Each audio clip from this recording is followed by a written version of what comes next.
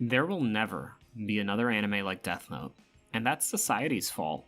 Forget the story or the characters or anything about the series. The existence of a physical Death Note notebook putting a scare into schools worldwide keeps the series living in infamy to those oblivious to the world of anime. It's like a witch's spell. If you write their name in here, some harm will come to them. There was no specific threat. That thought's been eating at me, so much so that I haven't been able to find a great anime to watch to hook me back in. And I think today that light might have lit back up in me, and it was the fault of this year's Mushoku Tensei. Say what you will about this show, whether you think it's a glorified male sexual power fantasy, or a pioneer of the isekai genre as a whole.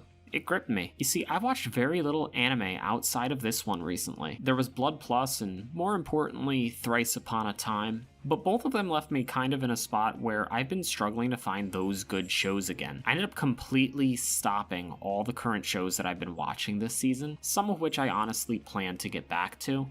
Like Platinum End, I actually really enjoyed that series. Instead, I put 150 hours into Persona 5 Royal in the past 3 or so weeks. Coupled with me binge watching Dexter with my fiance and on the side reading a Game of Thrones got me thinking, I don't think any of these series meet the caliber that Death Note did, but why is it that I'm constantly haunted by a series that I don't consider one of my favorites? As this season and the year as a whole come to an end, I think about all the shows that came out and I ask myself, did I really miss anything? The highlight of my year was Odd Taxi, and that's about all that sticks out to me. It was a great show, don't get me wrong, I loved it, but only Odd Taxi. At times, I feel it more worth my time to pick through the manga on my shelf that I haven't read yet, rather than wasting my time checking out shows that I might only enjoy half as much as I did Sword Art Online. This video has gone through a ton of revisions since its original inception. Initially, this video would have visited the history of the crazy Christian right dating back to the times of Elvis Presley, hitting on subjects like Marilyn Manson's alleged involvement in Columbine, and Squid Game's recent bans around the world. I think we need a mass media blow-up of a controversial series to put a new, lasting series on the map. Because it feels like every few seasons we talk about shows that might have some odd moral boundaries. Sometimes you feel like the writers might glorify certain things, or characters are written in ways that the consumer interprets the writer as doing such. Mushoku Tensei was one of those shows, but then Redo of Healer topped that quite astonishingly. That title's still thrown around quite frequently, but it's still very new. But now, like, if I bring up a name like Boku no Pico, I don't think I really have to describe what makes that anime so well known. But there are tons of others you could list here for other reasons. I think anime has, for more or less in the last decade or so, become mostly pretty stagnant in terms of quality. And maybe that's due to the rise of streaming services and their expanding catalogs over that time period, and it no longer being in the consumption style where things like reviews are generally necessary, because it's so easy to figure out the answer to the question of if you like it or not within 24 minutes, or less in some cases, for some of the season's most popular hits.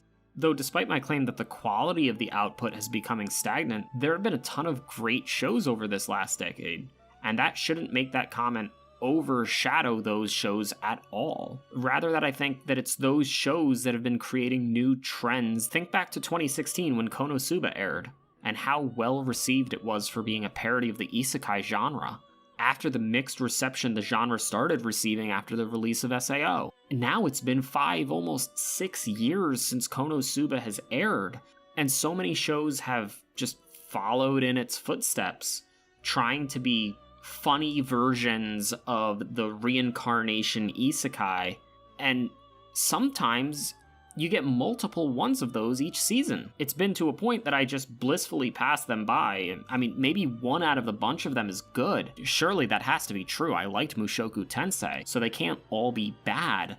But why would I sit there wasting my time watching what essentially may amount to palette swaps of a different show? You see, in one show, the guy's a sniper, and in the next one, he's an assassin. But in that one, he's a wizard. The thing is, they were all hikikomori neats in the real world, and they had no redeeming personality. Their characters all amount to power fantasies for otaku to latch onto while watching the show, so they can see themselves represented in their habitat of feeling like a black sheep. Of course, this isn't a problem with just isekai, other genres have it as well to varying degrees. For hundreds of years, we've heard the phrase that imitation is the sincerest form of flattery, but I think Marilyn Manson put it best that mutilation is the most sincere form of flattery. That's what all of these shows feel like. Mutilated pieces of other shows sewn back together to create a new product. And I suppose, to some degree, this will always exist. Inspiration exists everywhere, and the recycling of ideas is only natural to be seen as the cycle of life continues. But it's the life of the creator that's breathed into these works that makes things feel different. And I think to some level that's missing from anime. It's an industry too focused on what sells well and not on putting new life into already existing ideas. And with the industry just producing more and more shows each year, the pile of series that I have to sift through to find something worth my time grows and grows.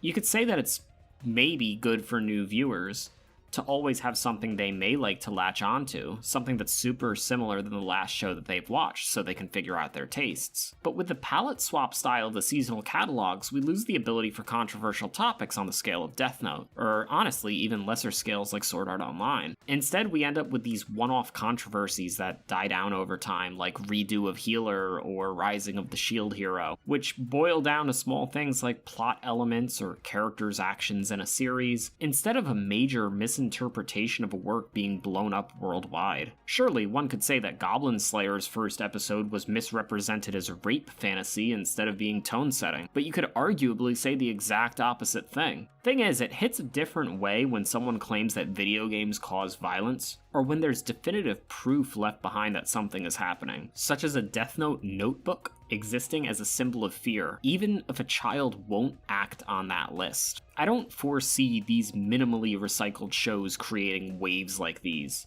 At best, they're mediocre and digestible to an audience that wants those kinds of things.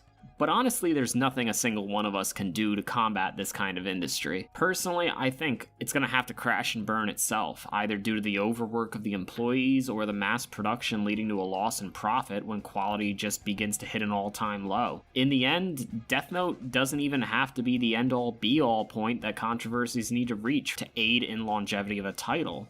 Sometimes it's simple things like Full Metal Alchemist having two totally different ways of enjoying it in anime form, creating a lifelong argument of which adaptation is better, or Darling in the Franxx going from the most loved show to the most hated show of a season in the span of a week. Those quick jolts of confusion, conversations that don't die, major media controversies, all of them have been missing for some time from anime.